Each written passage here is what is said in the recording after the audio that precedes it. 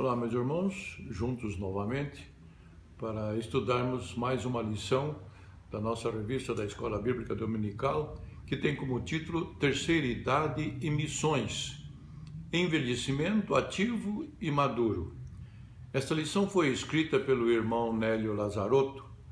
Ele é um engenheiro mecânico, já aposentado, foi membro por muitos anos da Primeira Igreja Batista Independente do Portão, e hoje serve como missionário lá em Portugal.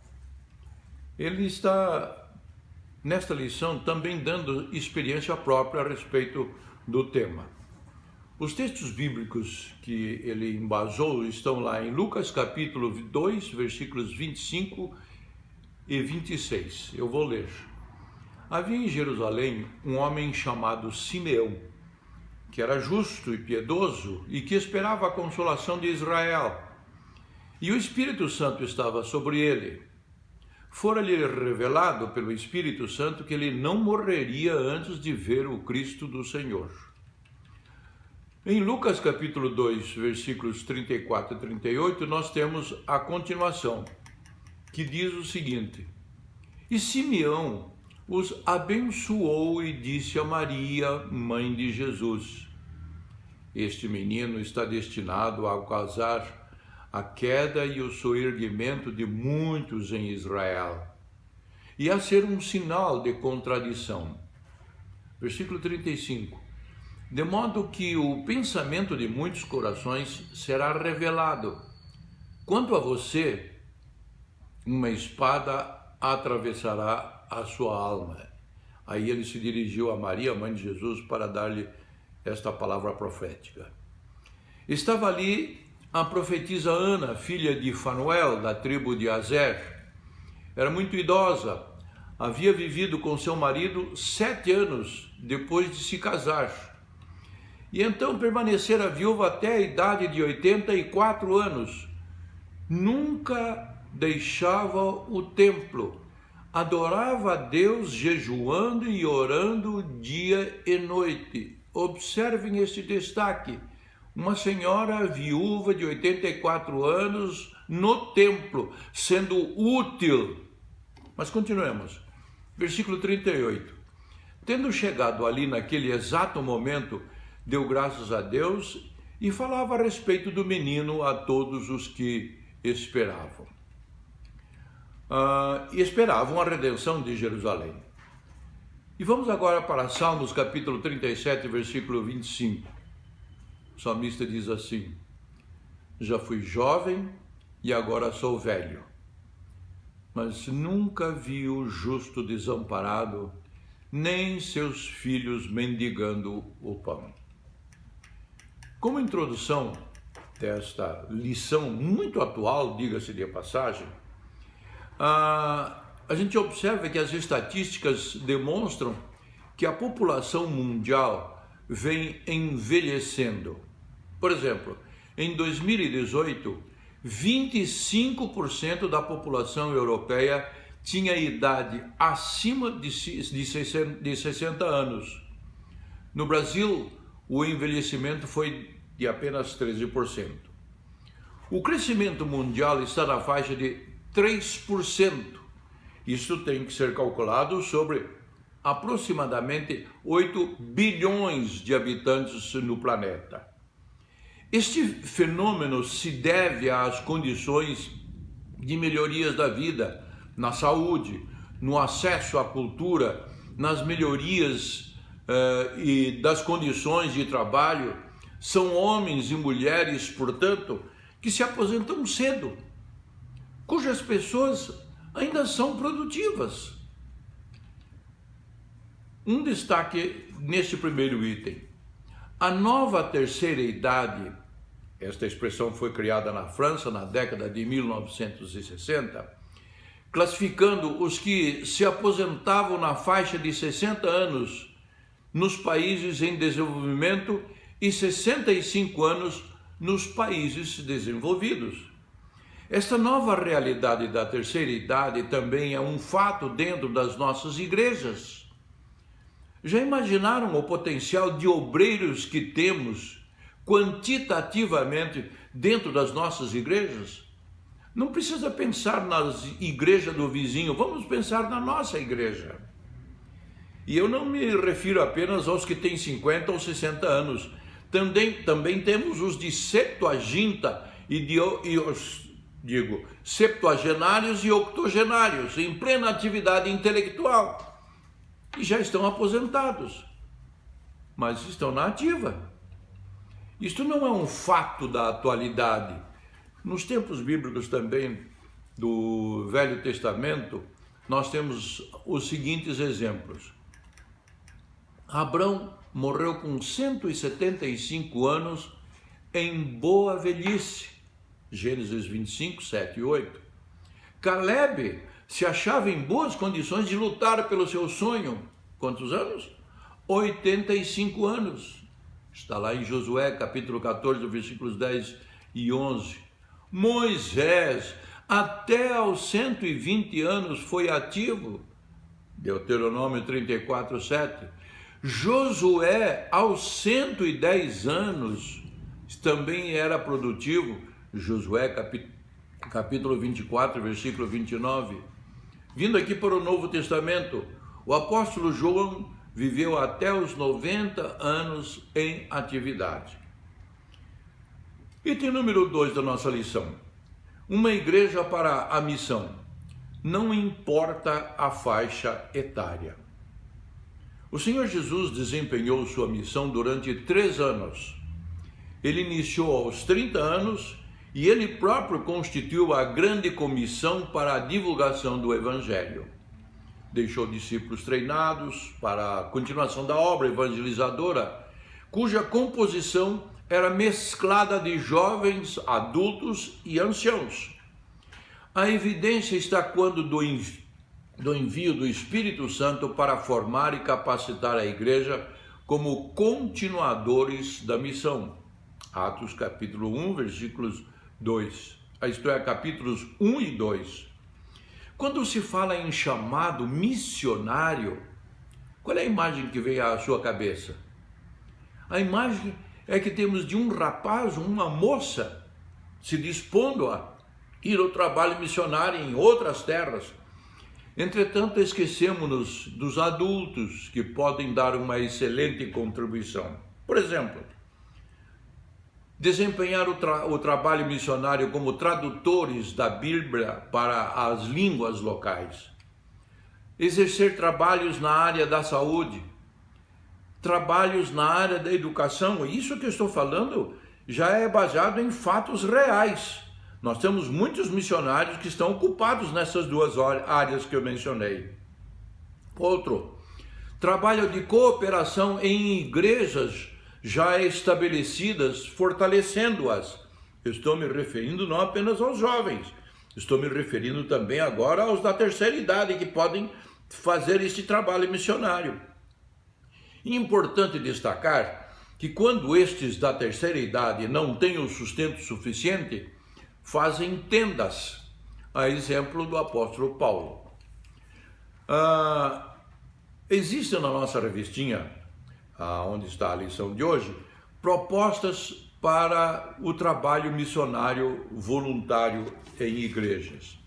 Eu vou ler aqui. Por exemplo, organizar duplas ou grupos de irmãos que em 2 ou 3 tardes na semana possam fazer visitas a enfermos em hospitais. Agora não pense na igreja do vizinho. Agora não pense na igreja do outro bairro. Pense na nossa igreja. Outra sugestão, visitando os idosos em casas de repouso, levando amizade, amor, palavras de conforto e o evangelho.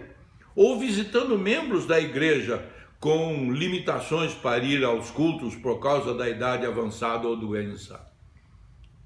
Já imaginou a emoção de alguém que não tem condições de sair de casa e não pode ser trazido por ninguém?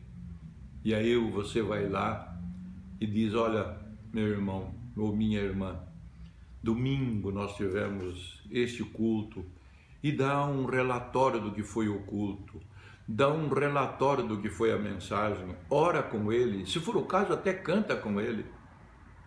Já imaginou como esse irmão vai ficar satisfeito, contente, cheio do Espírito, com a sua salvação confirmada e reconfirmada?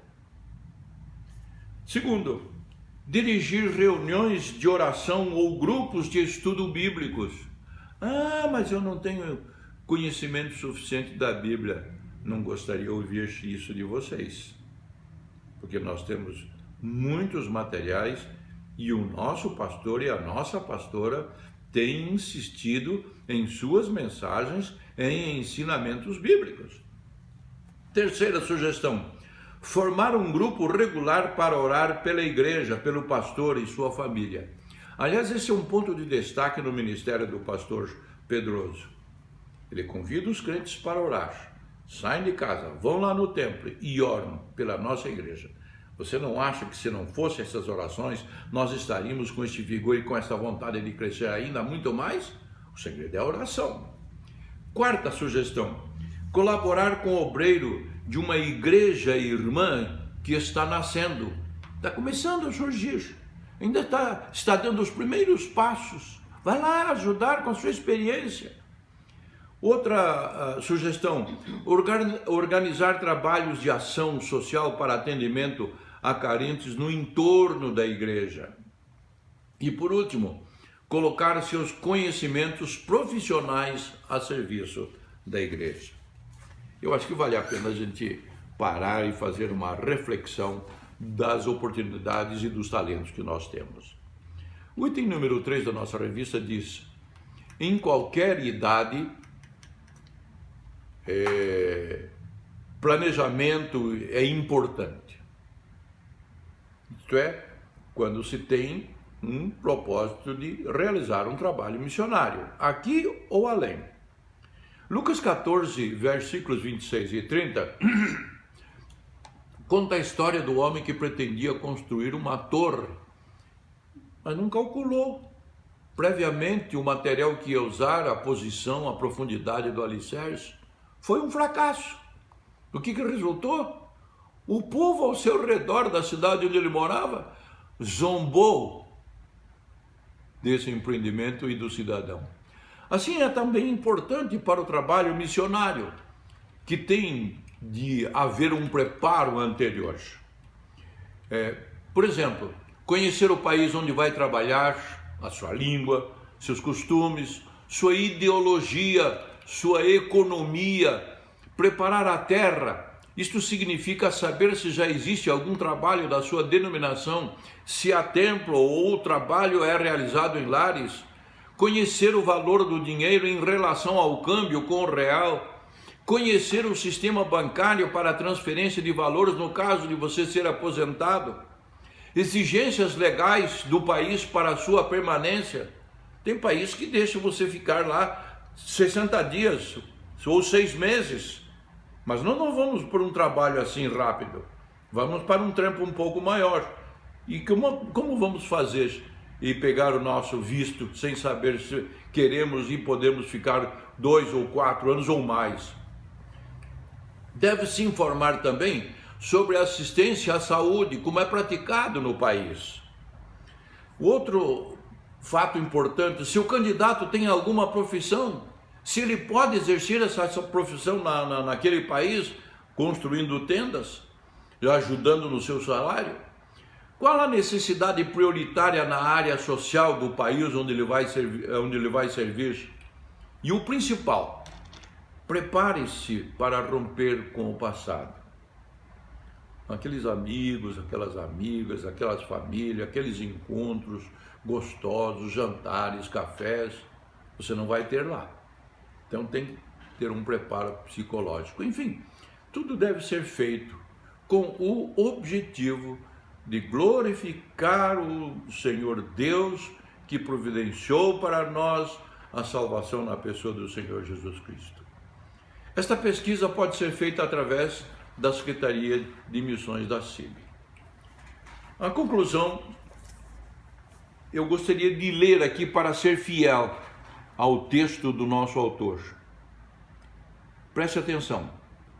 Um novo cenário vai se formando nas igrejas com o rejuvenescimento da terceira idade e maior presença de aposentados.